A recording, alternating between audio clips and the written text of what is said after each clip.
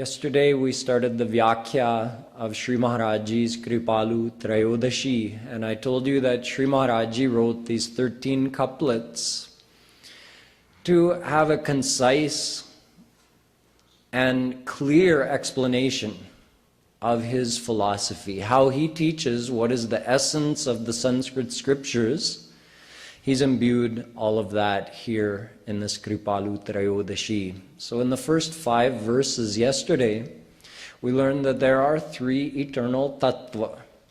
And we saw several quotations from Vedas and other scriptures explaining to us that Brahm, Jeev, and Maya, God, the souls, and the cosmic energy, Maya, are 3 eternal existences. Anadi, Anant. They never began and they will never end. Jeev, the souls, are Chetan, just like God. So not only are we the same age as God, eternal, but we are also the same as Him in this way, that He is Chetan and we are Chetan.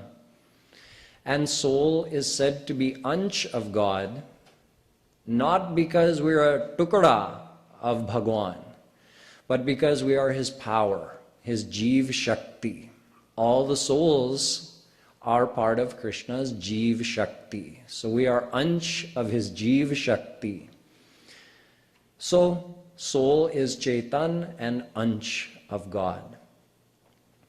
Maya is also God's power, not an illusion, but an actual power. But Maya is Jar. Maya is a lifeless and mindless power. And God is the Shasak of both Jeev and Maya. Now there's a third power, His Para Shakti or Swarup Shakti, also called Yogamaya Shakti. This is God's personal power. God's personal power is what makes God all blissful, all-knowing, all-powerful, omnipresent. Through this power, all the impossible things are possible for God. This power is called His Antaranga Shakti, His internal power. Maya is called His Bahiranga Shakti, His external power. And soul does not belong to Maya because we are not Jar like Maya.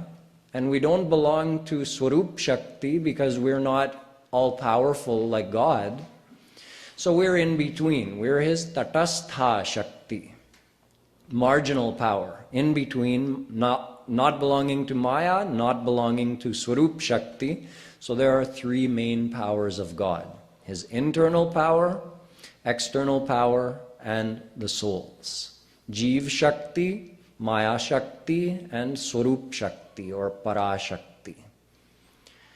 And we also learned that God is the form of divine knowledge and divine bliss. He is Sat Chit Anand. And He is not just blissful, He is bliss Himself. He is Anand Himself.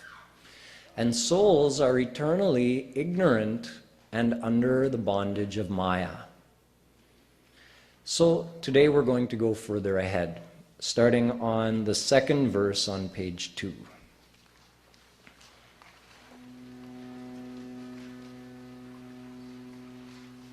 Radhe Radhe Govinda Govinda Radhe Radhe Radhe Govinda Govinda Radhe Radhe Radhe Govinda Govinda Radhe Radhe Radhe Govinda Govinda Radhe Radhe Radhe Govinda Govinda Radhe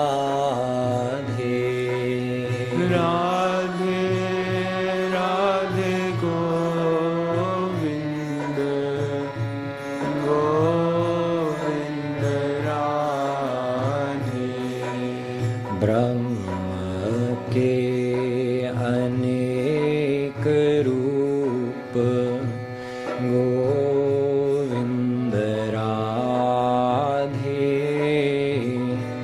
सर्वरूप आश्रय कृष्ण बता दे ब्रह्म के अनेक रूप गोविंद राधे सर्वरूप आश्रय कृष्ण बता दे. Yesterday we saw that both the souls and Maya are dependent on Krishna and are established within him. We cannot exist without him. He gives life to us and he also activates Maya, and we exist within him. We're not separate from God in that way. Everywhere God is, anywhere we can go, God is there. So we are established in God.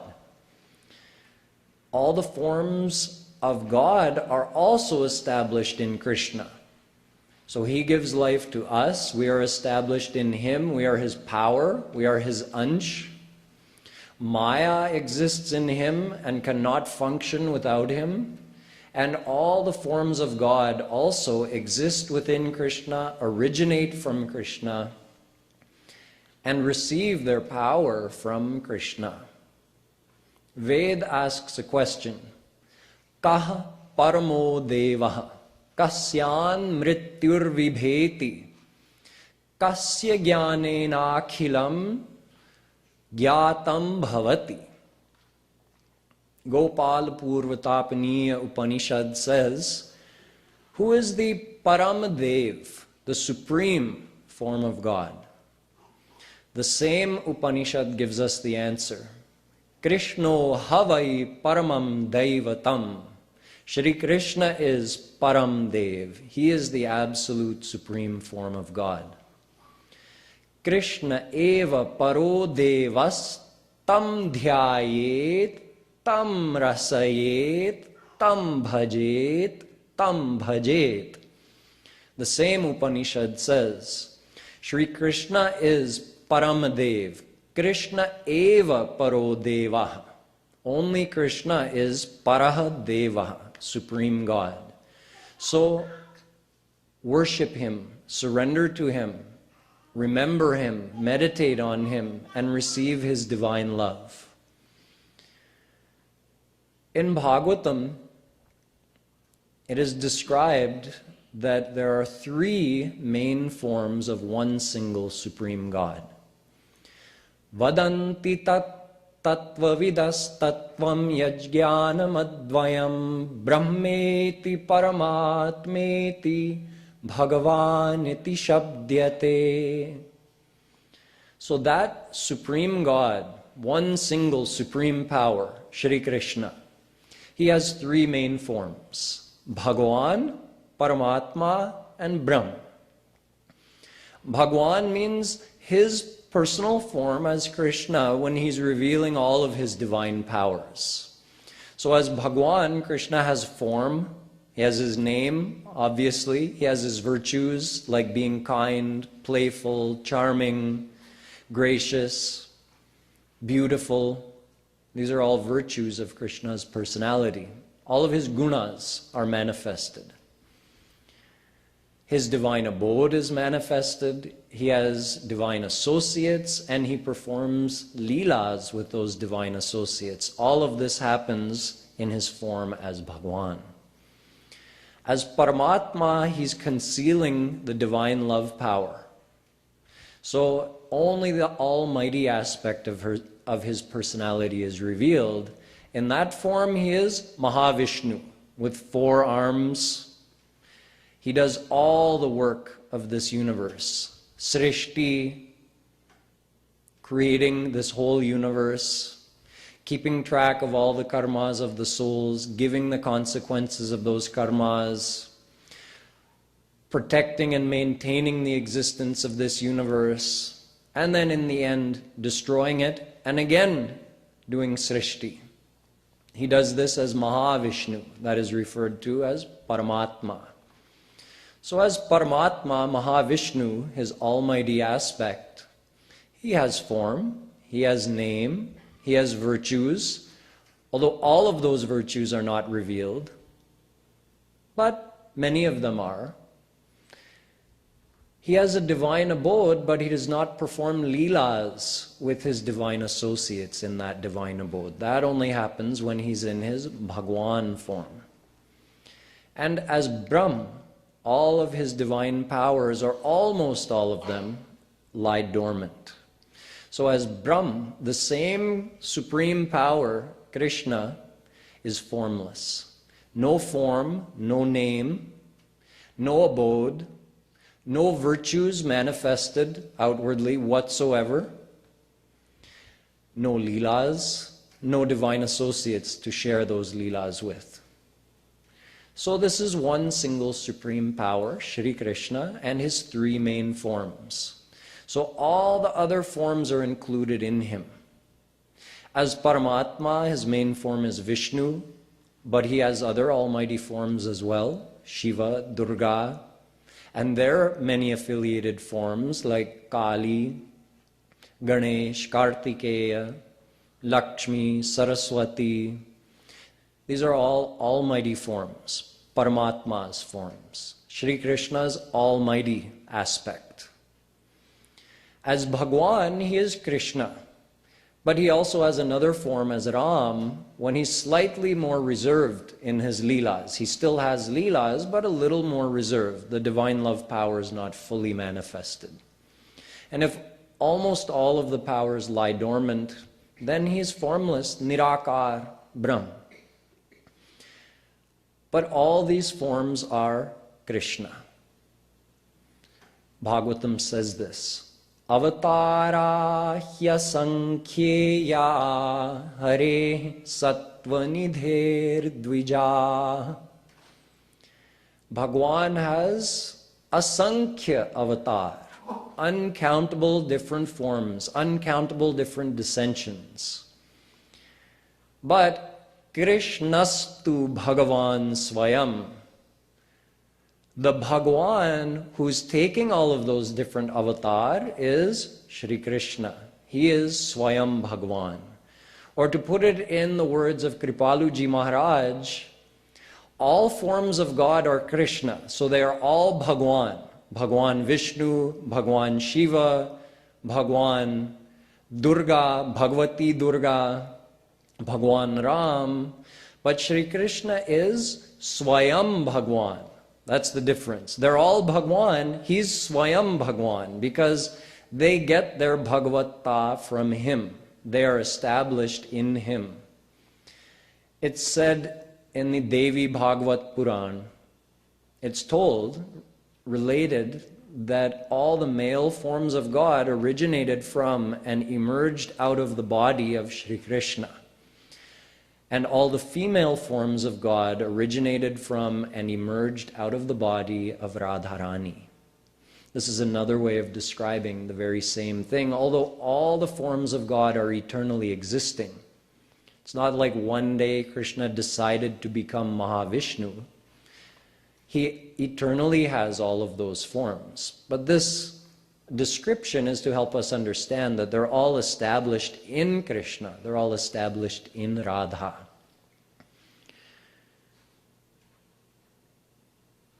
Ved also says, Sa eka eveshvaraha narayano khila brahmandadhipatire konshaha. There's one single supreme God, Shri Krishna. His ansh is Mahanarayan, Mahavishnu, who is the creator of Akhila Brahmand, uncountable Brahmandas.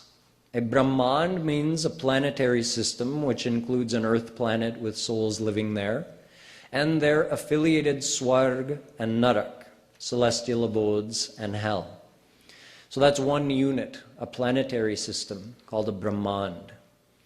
There are uncountable such Brahmandas in this universe. And one single divine almighty power, Narayan, Mahavishnu, rules all of them. And he is Ekanshaha, Ekaha Anshaha. He's one ansh of the absolute supreme God, Shri Krishna. This word ansh we heard yesterday as well. We are also ansh of Krishna, but we are ansh of his Jiv Shakti. Here in this verse, when it is said that Vishnu is ansh of Krishna, he is ansh of his Swarup Shakti. Big difference. So all the forms of God are ansh of Krishna, but like I said yesterday, we're not direct ansh of him. We're called Vibhinnansh. Means separate. We have our own separate individual identity apart from Krishna.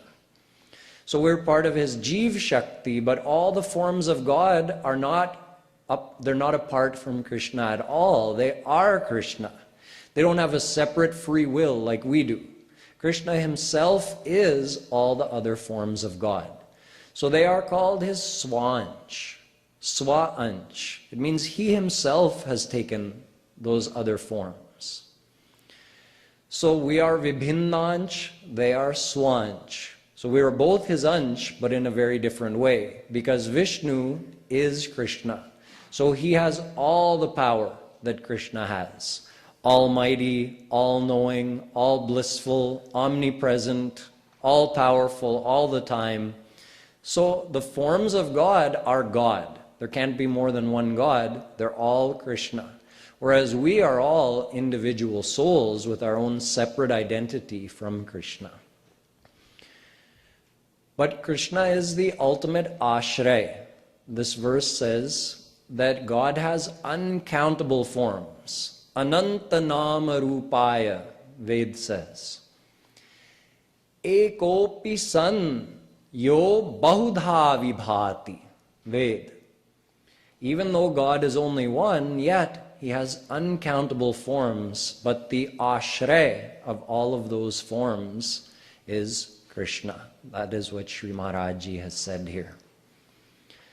Yasyaikani shvasita kalamathavalambya jivanti loma vilaja jagadandanatha Vishnur mahan sa iha yasya kala vishesho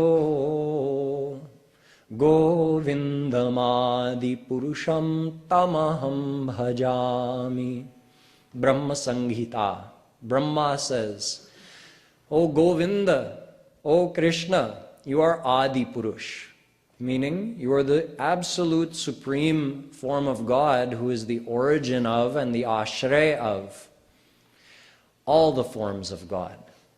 And Mahavishnu, who is the creator of this universe, whose one breath creates uncountable Brahmandas, and if he holds his breath, the whole thing is dissolved.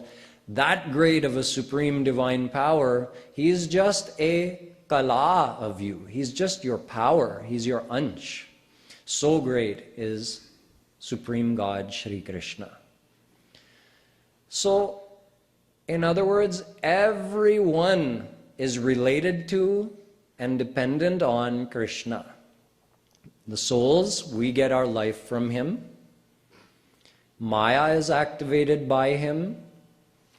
And even all the forms of God, their ultimate ashray is Shri Krishna. So everybody and everything is ultimately related only to Krishna. All the souls are only related to Krishna. All the forms of God are established in him.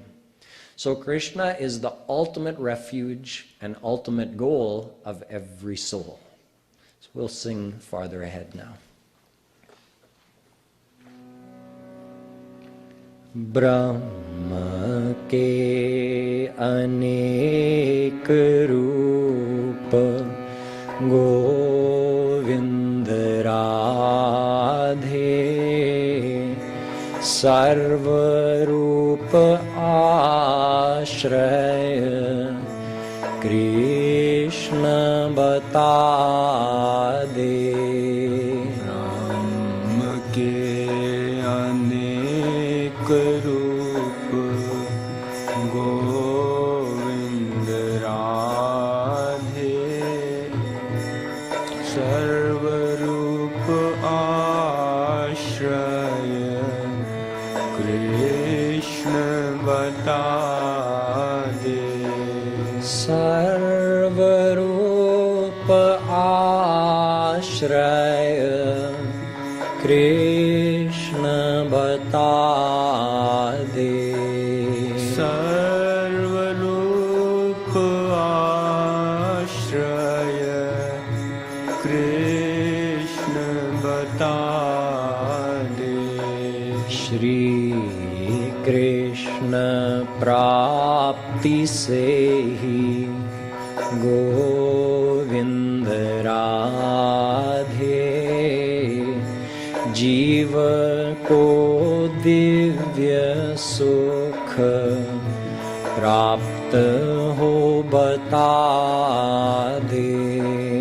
Shri Krishna प्राप्ति से ही गोविंद राधे, जीव को दिव्य सुख प्राप्त हो बता दे।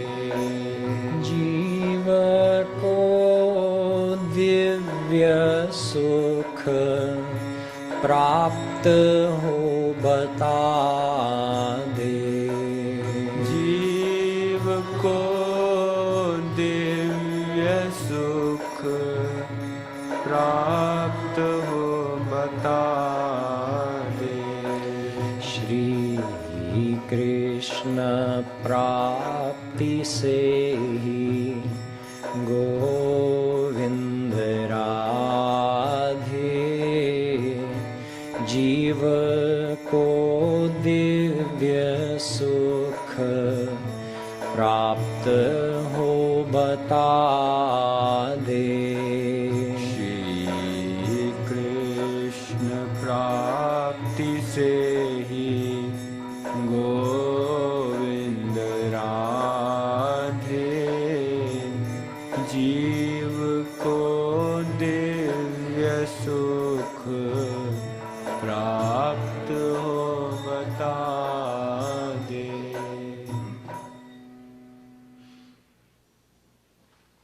The souls under the bondage of Maya have been under Maya since eternity. There are three terms. Mayadhish, the governor of Maya, that's Krishna.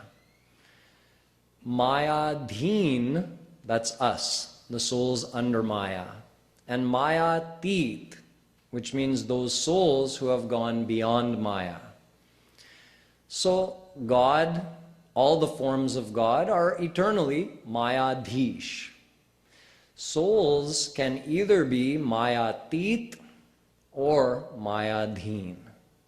So we are all Mayadheen since eternity.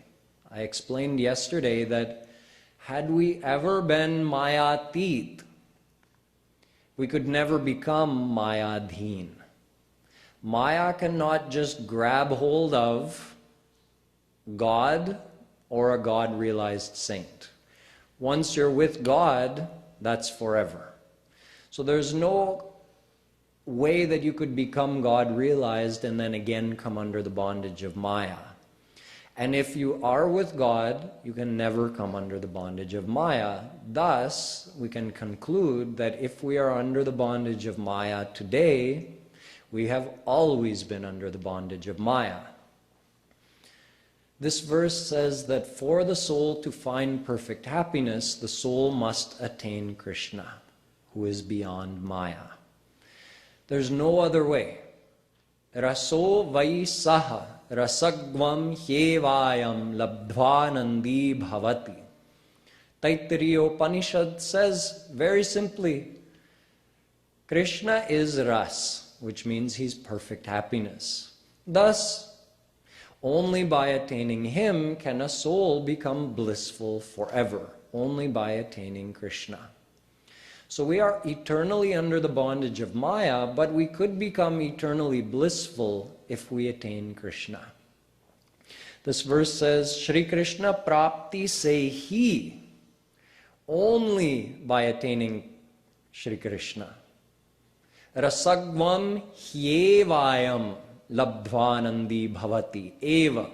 Ved says, only by attaining Krishna can you get perfect happiness. Jiva ko divya sukh prapta ho bata de. Real happiness means divine happiness. We are all looking for happiness automatically because we are ansh of God. Sri Maharaji explains this many times, that the reason we do anything is only to find happiness. There's no other reason for any action. But if you ask someone, why do you want happiness? Most people don't have an answer. You can keep asking them, why do you do this thing? Why do you do that thing? Eventually you'll come to happiness. For instance, why do you go to work? The person might say, well, I have to earn money. Okay, why do you want money? Well, if I have money, then I'll get enough food, enough medicine, I can support my family, I won't suffer. And if I have extra money, I can enjoy something in this world. I can take a nice vacation, buy something I want, go to a nice restaurant. So with money, I have the means of enjoying this world. Okay, so why do you want to enjoy this world? For happiness, obviously. Then ask, why do you want happiness? No answer. There is an answer, but most people don't know it. And most people would think it odd that you would ask, what do you mean, why do I want happiness? Doesn't everybody want happiness? Yes, of course. Everybody wants happiness, but why? Why does everybody want happiness? So Sri Maharaji says it's very simple. We are ansh of God, and every ansh naturally desires his anshi. Anshi means the one whose ansh you are. So we belong to him. He is the soul of our soul. He is the origin of our life. We belong to him in every way. So we are his ansh. And every ansh is naturally attracted to his anshi. Just like a drop of water is ansh of the ocean. The ocean is anshi. So when that water evaporates and rains down somewhere in the mountains, what happens? The water runs downhill. And when does it stop? Only when it reaches the ocean. So that's an example of ansh being attracted to the anshi. Another example would be if you took a fistful of dirt, a clump of dirt, which belongs to the earth. This is ansh, the earth is anshi. Hold that here, the two are separated, but only because you're holding it separate. If you let it go, it immediately is drawn inexorably to rejoin his anshi. In other words, every ansh has a natural love for his anshi. So every soul naturally loves God. Loke nahi savidyeta yo narama manuvratah. Valmiki Ramayan says that there never has been, nor is there, nor will there ever be such a soul who is not a total devotee of Ram. Every soul desires God. The mind is another thing altogether. A person's mind might be polluted and confused and therefore may not accept or even want to think about God. But everybody's soul desires God. But our original question was, why do we desire happiness? And the answer to that is because God is happiness. We talked about that yesterday. Anando brahmeti vyajanat. God is happiness. So saying that we're attracted to God or saying that we're attracted to happiness is the same thing. So our soul eternally desires God, who is Anand, thus we eternally desire Anand. It's a natural desire. It's not like other desires that we created. For instance, we don't eternally desire to watch TV. Just take that example. We created a desire to do something like that because we thought that would make us happy. We don't eternally desire to have money. All these worldly desires are actually created by our mind.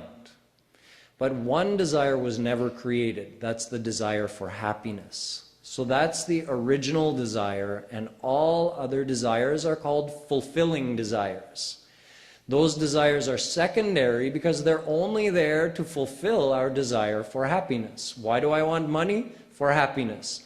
Why do I want to enjoy anything in this world? For happiness. Why do I want someone to love me in this world? For happiness. Not just for the sake of love. Love is supposed to make me happy. So happiness is everyone's original desire, which was never created. It's actually part of our nature, our swabhav. So it can never be changed. No one can ever stop desiring for happiness. So in fact, we are eternally devoted to God, because desiring happiness means desiring God. But sometimes people just don't know this. So they think their desire is for the world when it's actually for God. So the question of finding true happiness depends on the correct knowledge. There are only two fields where we could seek real happiness. There are three eternal tattva. One of them is us, the souls. So that leaves two places to look. The soul is looking for happiness, so you can either look in Maya or you can look for that happiness from God. That's the only choice. The desire for happiness is the same. And every person then decides, do I look for that happiness from God or do I look for that happiness from the world? And that depends on the knowledge we've received. If someone hasn't received correct spiritual understanding, they look for that happiness from the world. And someone who has received the correct understanding from a true saint looks for that happiness from God. The one who looks for that happiness from God finds it. And the one who looks for that happiness from the world doesn't, because it's not there in the first place. There's no verse in any scripture that says the world is the form of happiness. No. All the scriptures say God is the form of happiness. In fact, the scriptures say there's not even a drop of true happiness in this world. Not even a drop. Because the world is just made of Maya. Maya is a inert, lifeless energy. How can there be happiness in that? There's happiness in God. Someone might say, not a drop of true happiness? Nope, not even a drop. Then what do we experience? We all think we get some amount of happiness in this world. What are we actually experiencing? What we experience in this world is the reaction of our mind when we get the association of something we're attached to. That's it. So it's our own kalpit sukh, our own imagined happiness. It seems real to us, but actually we created the attachment. We had a desire for happiness, and we saw something in this world. So the original desire was for happiness, not for the world. In other words, the original happiness was for God. But we saw the world, so we created a secondary desire. If I get that thing, I'll find happiness. If that person loves me, I'll find happiness. That desire we created. Then we start developing attachment in those things, wherever we have a hope of finding happiness or a faith of finding happiness, we get attached to that thing by thinking about it repeatedly. This person will make me happy. Again and again we think that. This thing will make me happy. We think it over and over again, and our attachment grows. To whatever extent our attachment has grown, when we get that thing or that person, we get that amount of happiness. Less attachment, less happiness. More attachment, more happiness. And when you lose that person or that thing, an equal amount of unhappiness. If you had that much attachment, when you lose that thing, you get that much unhappiness. If you had that much attachment, you get that much unhappiness. So in fact, our scriptures say there's no happiness or unhappiness in this world. It's all just a creation of our mind. So those saints who have said the world is fake, they were not talking about the outer world, they were talking about this world in here. Our inner world of rag and dvesh. Our world of attachments, of perceived happiness and unhappiness of our own mind. It's not the happiness or unhappiness of our soul, it's just our mind, our confused mind, which was correct in seeking happiness, but confused thinking that it would find it in the world. So it developed false hopes, and the world is very alluring. It always offers a new promise. Well, this person let you down, but this person won't let me down. We always move on to the next. Oh, I thought I was going to get happiness from this thing. It didn't work out. Oh, I'll get happiness from that thing. So the world keeps us hopeful, but never fulfills that hope. Happiness is always just out of our reach, just like you see in movies sometimes, they put, to get the donkey to pull the cart, they put a stick with a carrot hanging down in front of him. So when he moves forward to get the carrot moves forward too, because it's attached to him. So then he just keeps going after that carrot, but he never gets it. So happiness is always just ahead. Oh, it's so tantalizing. I just have to get this thing. But we spend our whole life like that, and we never are done. No one ever is finished. We always have one more thing, one more thing. So this is the illusion of worldly happiness, which keeps us in its grasp for our whole life. And not only this life, uncountable lifetimes. This is the ignorance of every soul under Maya.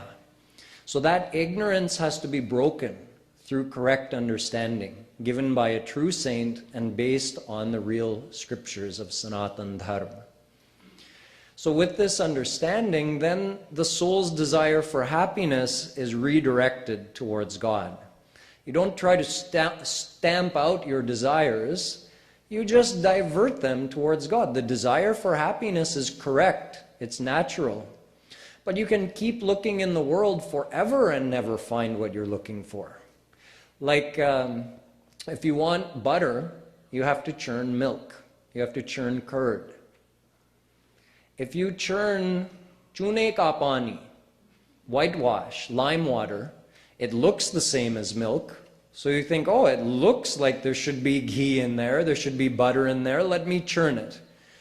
You can go on churning for millions of years, you'll never get butter out of that.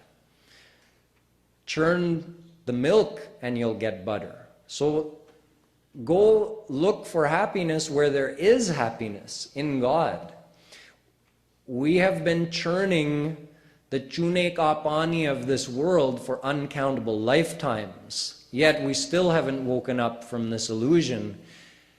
We still think, oh, there's happiness in this world. I haven't found it yet, but I will. If not today, tomorrow. If not tomorrow, the day after. And we go on like this for our whole life. There's an example given in our Shastras of Mriga Marichika. A deer gets chased out into the desert by a lion. The lion gives up the chase. He says, why? I'm not chasing him out into that hot desert where there's no water. The deer doesn't realize the lion gave up, and the deer races out into the desert and keeps running. By the time the deer realizes the lion has stopped chasing him, he's in the middle of the desert and he doesn't know how to get back, and he's extremely thirsty. But he sees water up ahead, so he runs. And when he gets to that spot, he sees, oh, no, there's no water. It was a mirage. But the deer doesn't understand what a mirage is. He just knows, I saw water here, I came to this place, there wasn't water. Oh, but there's water there. So the deer goes ahead. He gets to that place, again, oh, no water. But water's just ahead. He keeps going until he's dying of thirst and he's collapsed in the sand. He says, I'm dying and I can't walk or run anymore, but there's water just ahead there. I can see it. If I just could have gotten there, everything would have been all right. That's what we do. Our whole life we chase the elusive happiness of this world, which is always so close, yet just out of our reach. And we die and we still don't get it. On our deathbed, we're still thinking, oh, if I'd just accomplished that thing, if I'd just gotten this thing, I would have been happy. And we die.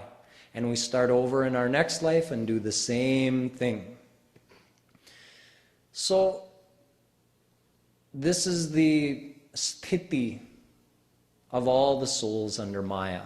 And we've been doing this not for 1 or 2 lifetimes, for uncountable, unlimited lifetimes since eternity we've been doing this.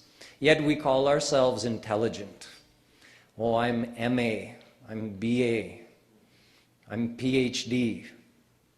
We have these big degrees. We think we're intelligent. But how can we call ourselves intelligent when we haven't even been able to understand this basic point that where is happiness? Is it in Maya or is it in God? And we've had uncountable saints come to us and tell us this basic fact. And we say, yeah, it's okay, it makes sense, but I still like the happiness of this world. For 2 reasons. The world is pratyaksh and God is paroksh.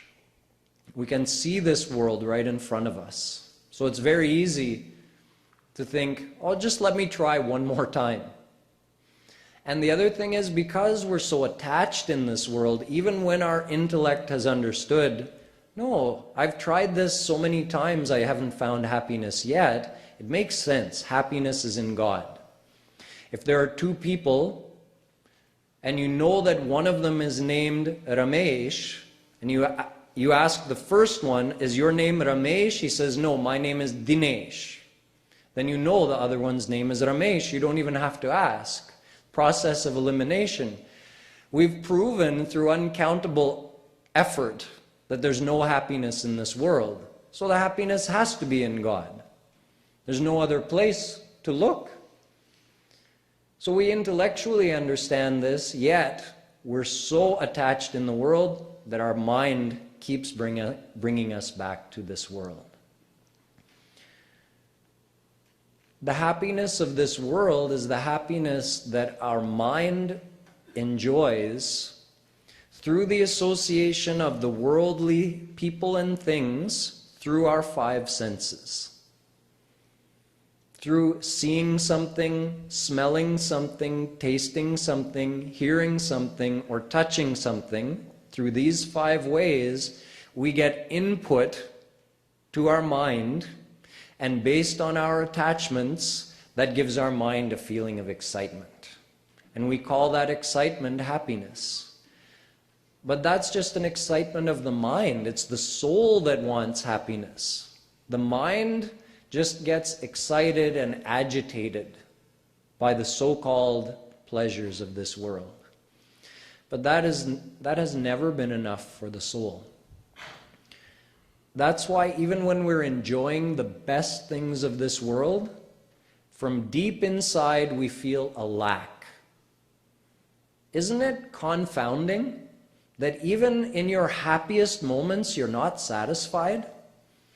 Yet our mind is confused by this because we don't understand this fact that our mind feels the happiness, but our soul only feels the desire for God. So until you give God's happiness to your soul, your mind can enjoy the best things, the greatest things in this world, and your soul will always remain dissatisfied.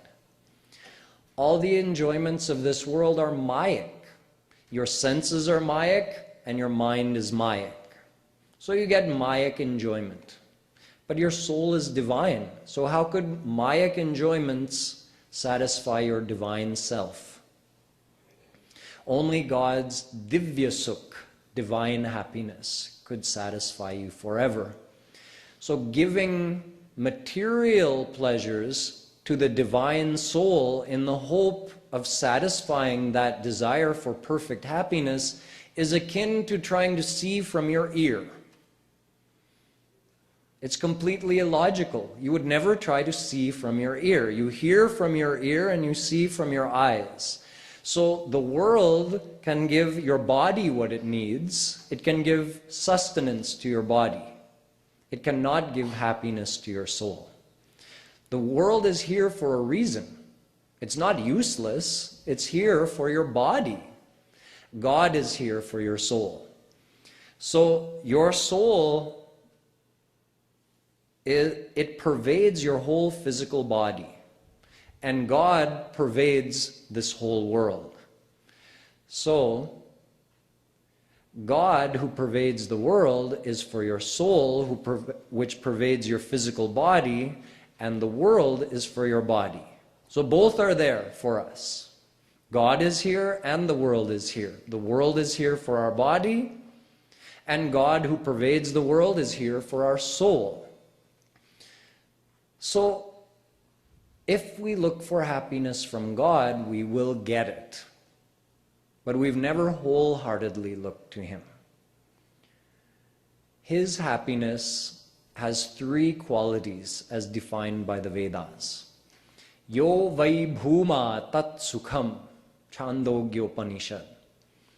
Real happiness, real divine happiness must be unlimited in amount, everlasting, never-ending, and ever-increasing, every moment multiplying and increasing.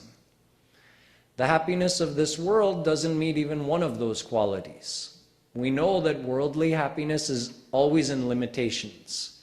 However much happiness a person has, he can always find someone who has something better than he does. Even Indra, who has so many millions of times more power and pleasures there in Swarg than we have here. Indro vanchati brahmam padam. Indra desires Brahma's seat because he sees, oh, Brahma has much more power and Aishwarya and luxuries than I have. So even in Swarg, the enjoyments, the happiness is always limited, and it's for a limited time. That's our own experience. No one has ever gotten a happiness in this world that lasted forever. Same thing in Swarg. It's all temporary. And instead of being ever increasing, whatever happiness we do find in this world, the first moment of enjoyment is always the best. I'm sad to say, we're always sad to admit this fact. The first moment of enjoyment is the best. After that, it gradually reduces. Whether it's the taste of something that you're really enjoying, the more you keep eating it, the less enjoyment you're getting until you stop. Whether it's being with a loved one, that first moment of meeting after a time of separation, that moment is the greatest happiness. And after that, you gradually get bored. Then you need a break. No one likes to be together with the same person 24 hours a day, all the time. You need a break. So the happiness of this world is limited in amount and limited in the period. It always comes to an end. And even while you're enjoying it, every moment it's decreasing. So in every way it fails to meet the criteria of true happiness. So Sri Maharaji says in this verse, only by attaining Sri Krishna can we find real divine happiness. So he is our ultimate refuge, our ultimate goal, and only by attaining him can we find perfect, everlasting happiness that would make us fully satisfied in our soul.